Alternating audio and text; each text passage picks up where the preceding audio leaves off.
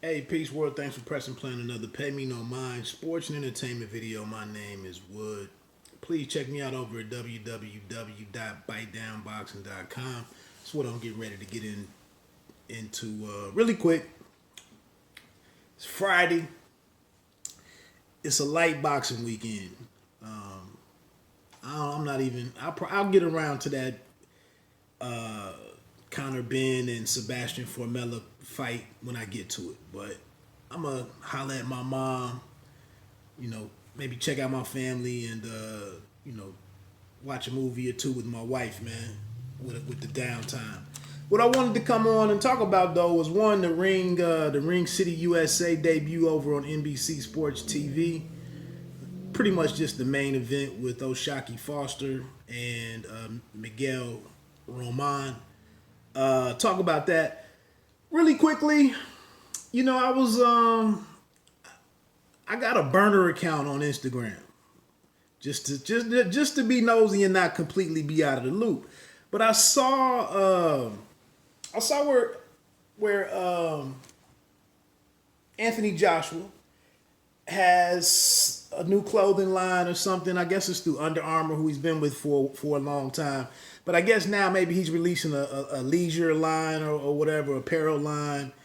And, I'm just watching the footage of the promo package or whatever that they have for that to accompany that launch. And I'm just like, I'm dumbfounded that nobody can figure out anything to do with a dude like Terrence Crawford in terms of marketing. I'm also shocked that no young Shakur Stevenson, maybe one or two other guys that don't come to mind.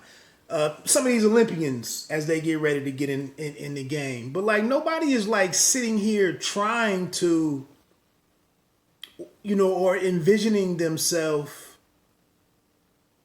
with the brand like that. I know Gervonta Davis was had a deal with Under Armour, and he still may. But actually, I asked him a question about it a couple of years ago at the Barclays Center. He was talking about an apparel line or something. Now I see he has some stuff with Box Raw. But I'm just dumbfounded. I know these relationships aren't out there and nobody's doing it, but why aren't these the things that you aspire to do? Now, in particular with Bud Crawford, and I'm taking this from Eddie Hearn, but he is a winner. He is a competitor. He has won. He's been an undisputed champion. He's been on ESPN. Bob Arum to talk stuff, about the difficulty in promoting him and that Terrence Crawford needs to promote himself. Why didn't they take a couple weeks or maybe 2 weeks before the fight with Kell Brook? Why didn't they have him do a sit down with a sit down interview with I think he's a Green Bay Packer fan. Why didn't they have him on the Sunday football show? Why didn't they have him be the special interviewer of Aaron Rodgers, who's fighting through some things himself the last couple of years? There's not a hard way to tie fighting into anything in life, pretty much. He's fighting to not really keep his job, but there was some speculation that Green Bay could be moving on. They drafted they used the first round pick to draft this kid Jordan Love or whatever his name is. But why not have Terrence Crawford interview him? And it was cool right now because you didn't even have to send him to Green Bay to do it. It could have been, the whole not the viral, but the video thing, Zoom stuff that everybody is doing right now. And it would have got Bud Crawford onto the Sunday, the NFL program. I don't know if he missed the first. I didn't even feel like looking whether or not he did or didn't appear on First Take, whether he was or wasn't on ESPN. But I'm just I'm just like Eddie Hearn said. There are some things that and listening to Bud being candid and being hilarious at moments in the Ak and Barack video, I mean, an interview from Tuesday, I want to say. And on the other hand, I blame this either on Bud or Bomac, that somebody get in his ear, tell him, look, we're gonna find a way to capture you being you to where this isn't work for you. But you have a marketable personality. He does. You know, he's a family man. Got a new baby on the way next month. He's got the kids, the dogs. You know, it's a story there to tell, and I'm just you know, I'm mystified that there's no impetus for anybody to put all this together. You know, the Evan Korn cat at Top Rank, Bomac being a manager, Bob Arum. Like, where's the creativity? You know, where is that? That's that. There was one other thing I was gonna get into. Oh, I mean, mark these timestamps down. It's important. Bud Crawford. Errol Spence Jr. comes out. He says it's 60-40 thing. Terrence Crawford says, well, then the fight ain't happening then. I get it. But the one thing that I like to do is when I do see someone speaking some truth, and it coming directly from a fighter, I wonder if the right people get it. I understand that there's some reluctance, and the fact that, you know, Top Rank isn't sending a deal over, you know, isn't actually making an offer of any kind. They're just sitting here talking at one another. And the PBC is not going to say anything. But in this article about a week and a half ago, Errol Spence Jr. from his own mouth, in this article about him fighting Canelo Alvarez, at the end of like the second or third paragraph, definitely the first quote in the article from Errol Spence Jr. to the Sun. I don't know if that Sun is the Sun over there in England, or there's a Sun in DeSoto, Texas, or Dallas, Texas. They didn't even, the Manuk Akopian didn't even say all of that. But the last sentence in there was Errol Spence saying that I wouldn't have a problem, and I'm not quoting it, but it's something like this. But he says, I wouldn't have a problem with fighting him at 160, Canelo Alvarez. He said, but at the end of the day, it's up to the people in the suits. It's up to the men in the suits. So that tells me right there that this, when even a guy such as Errol Spence is saying different things and addressing the fight from his perspective, do you call the shots or don't you call the shots? You just said that it's the men in the suits. So that puts the onus on Al Heyman and the PBC team that they're just not interested in making that fight. Now, I'm not stupid. I usually speak on these matters when we're talking about from this perspective. Like Callum Smith, he just took this fight. He was asking for either $5 million or $7 million. But if he didn't fight initially for Canelo, if he didn't fight him, he might have had to fight 2 or 3, or he might have had to fight 3 or 4 fights to make the bag that he's going to get to face Canelo. So that's when I don't understand you not making a fight. Errol Spence Jr. Hell, he can in his next fight, he can probably damn near make what he's gonna make the fight, what he would make to fight Bud Crawford. Definitely within 2 fights, he would make whatever he was gonna make to fight Terrence Crawford. If I messed up his name. So it's really no impetus for Spence to make this fight money wise. So like I said, I really have no argument in this whole thing, 60-40, 50-50, 45-45, and 10 to the winner. I don't know what they do with it. But like I said, Spence has said before, and some people believe because these guys have their own promotional companies in name or they get promoter credit at their events, they ain't actually doing any heavy lifting. Guys aren't cutting any checks in all actuality. But that's out of Spence's mouth. So that lets me know in this situation right here, someone's told him to stand down with Terrence Crawford, and we're going to go make this series of fights that we can make unless fight number 2 or fight number 3 is Canelo. Other than that, we got the PBC welterweight division that you will rule over. Now, let me get on to this Ring City, another timestamp. Ring City, USA had its debut last night on Thursday night. One thing I don't know if they thought this through or not. Starting this during the NFL season's Thursday, when they have the Thursday night NFL game, not such a great idea. But I have to say, man, I liked it. I liked the setup. I liked the set. I thought it was dope to have, shout out to Sean Porter over there getting the bag. He had to check, what's his name, Brian Papa, who called him Sean Foster to start.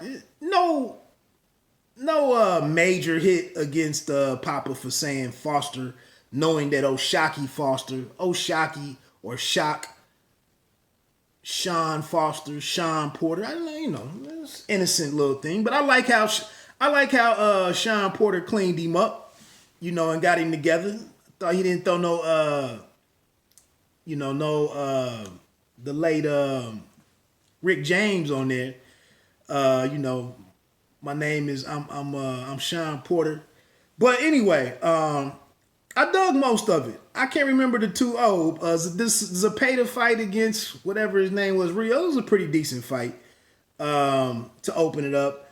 But then you saw in the second fight, Eduardo Hernandez against Eduardo Garza.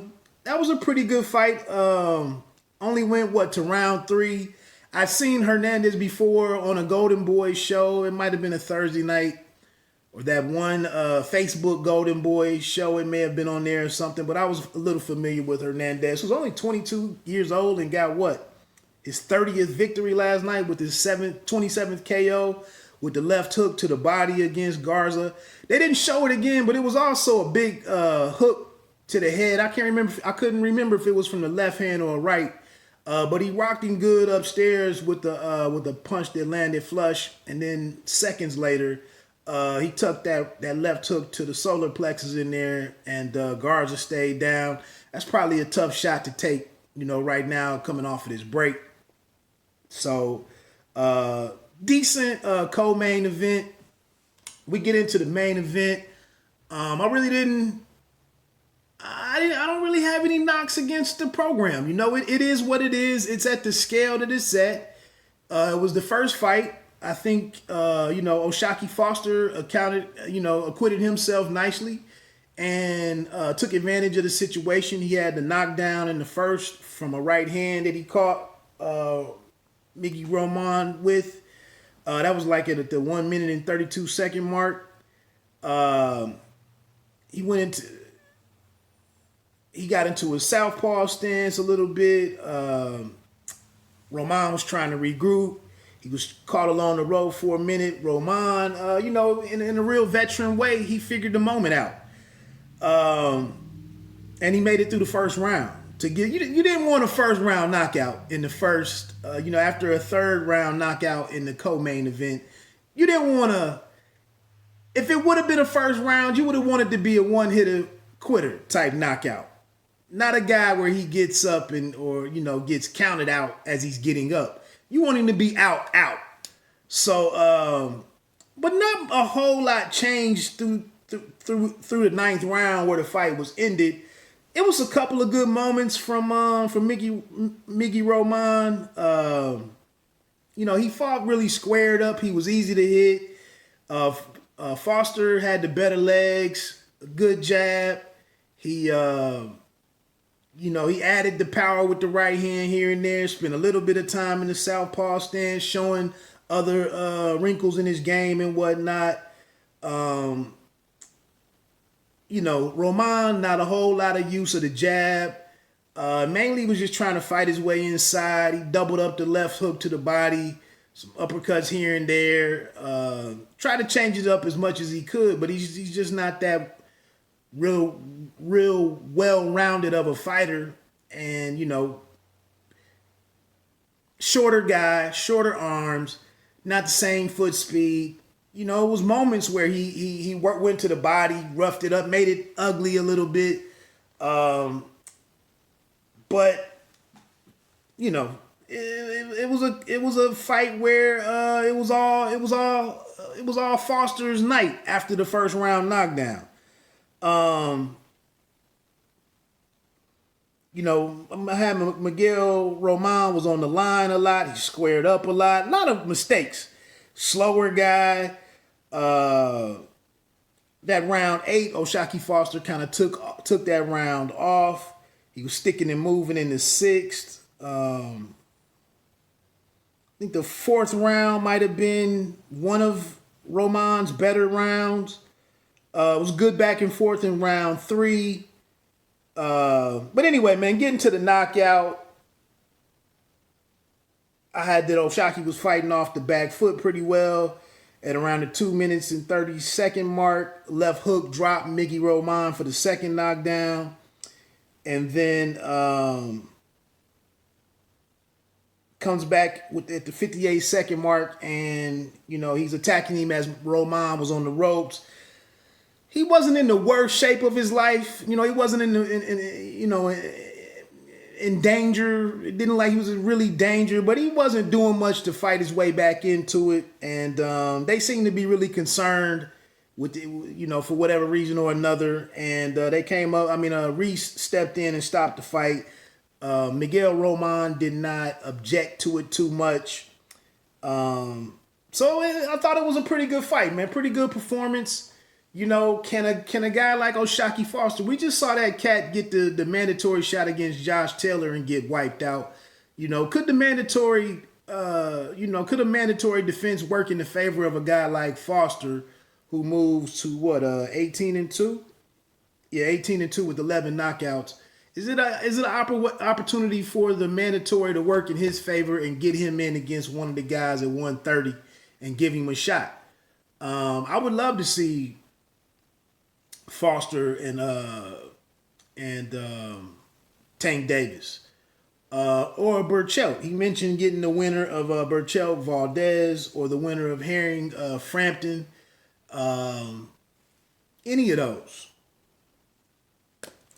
So how's the process going to work out for him? He has the WBC silver belt.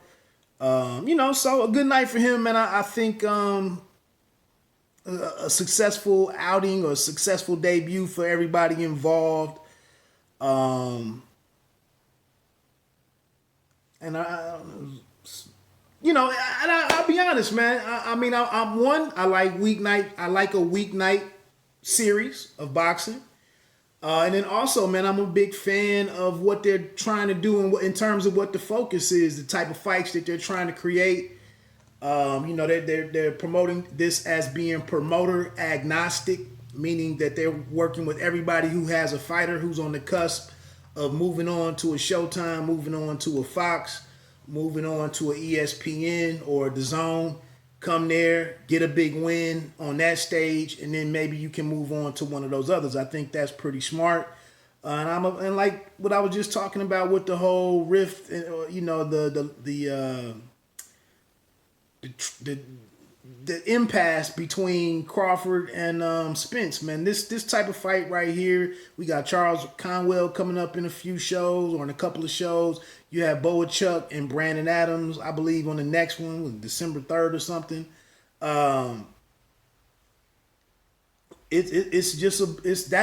That's boxing for me, to be honest with you. It takes a lot for us to get the big guys, the established guys, where they're in a situation where they either A, want to win a fight or want a certain fight, or B, or 2, whatever I said, A or 1. They need a fight. When you get successful and you don't need anybody, then we're just in here in a holding pattern. Anyway, bite down, boxer. Don't let them count you out. Pay me no mind, sports and entertainment. Peace.